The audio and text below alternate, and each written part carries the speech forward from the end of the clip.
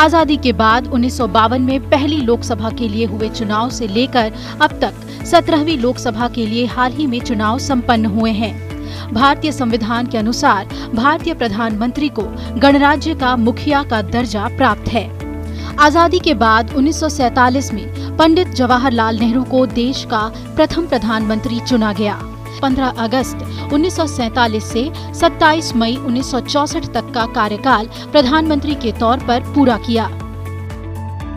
लेकिन 1964 में उनकी मृत्यु के बाद गुलजारी लाल नंदा को कार्यकारी प्रधानमंत्री बनाया गया, जिनका कार्यकाल मई 27, 1964 से 9 जून 1964 तक का था। देश के दूसरे प्रधानमंत्री बने लाल बहादुर शास्त्री, जो अपने पद पर 9 जून 1964 को स्थापित हुए और 11 जनवरी 1966 तक कार्यकाल पूर्ण किया। लाल बहादुर शास्त्री की मृत्यु के बाद 11 जनवरी 1966 को देश की बागडोर एक बार फिर कार्यकारी प्रधानमंत्री के तौर पर संभाली गुलजारी लाल नंदा ने, जो 24 जनवरी 1966 तक ही पद पर रहे। इसके बाद श्रीमती इंदिरा गांधी को देश की प्रधानमंत्री पद के लिए चुना गया। 24 जनवरी 1966 को उन्होंने पदभार ग्रहण किया और 24 मार्च 1977 तक अपना कार्यकाल पूरा किया।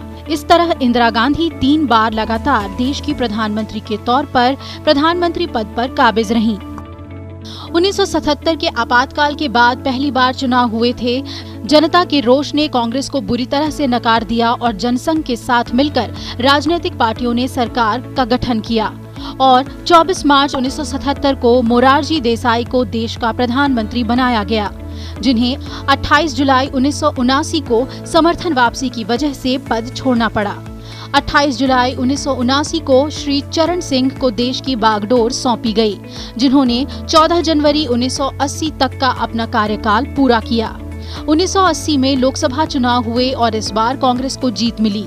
14 जनवरी 1980 को श्रीमती इंदिरा गांधी ने एक बार फिर से देश की जिम्मेदारी संभाली। 31 अक्टूबर 1984 तक पद पर काबिज रहीं। श्रीमती इंदिरा गांधी की हत्या के बाद 31 अक्टूबर 1984 को उनके पुत्र राजीव गांधी को देश के सबसे युवा प्रधानमंत्री बनने का मौका मिला, जिनका कार्यकाल 2 दिसंबर 1989 तक रहा। 1989 में हुए लोकसभा के नतीजे त्रिशंकु रहे, जिसकी वजह से जनता दल की अगुवाई में सरकार बनी। 2 दिसंबर 1989 को विश्वनाथ प्रताप सिंह देश के प्रधानमंत्री बने, जो 10 नवंबर 1990 तक ही पद पर रहे। इसके बाद 10 नवंबर 1990 से 21 जून 1991 तक श्री चंद्रशेखर प्रधानमंत्री रहे और आम चुनाव हुए। इस बार देश को पीवी नरसिम्हा राव के रूप में प्रधानमंत्री मिले, जिनका कार्यकाल 21 जून 1991 से लेकर 16 मई 1996 तक रहा। इसके बाद सिर्फ 13 दिन के लिए भाजपा की सरकार रही, जिसके प्रधानमंत्री श्री अटल बिहारी वाजपेयी रहे। कार्यकाल था 16 मई 1996 से लेकर 1 जून 1996 तक। इसके बाद फिर गठबंधन की सरकार आई, जिसके मुखिया बने HD देवेगौड़ा। 1 जून 1996 से 21 अप्रैल 1997 तक का कार्यकाल देवेगौड़ा ने पीएम के तौर पर पूरा किया। 21 अप्रैल 1997 से 19 मार्च 1998 तक गठबंधन ने प्रधानमंत्री के तौर पर IK गुजराल को चुना। इसके बाद हुए चुनाव में भाजपा को जीत मिली और NDA ने प्रधानमंत्री पद के लिए दोबारा अटल बिहारी वाजपेयी को चुना, जिन्होंने 19 मार्च 1998 से 22 मई 2004 तक का कार्यकाल पूर्ण किया। 15वीं लोकसभा चुनाव में कांग्रेस दोबारा सत्ता में आई और UPA ने डॉक्टर मनमोहन सिंह को प्रधानमंत्री पद के लिए चुना।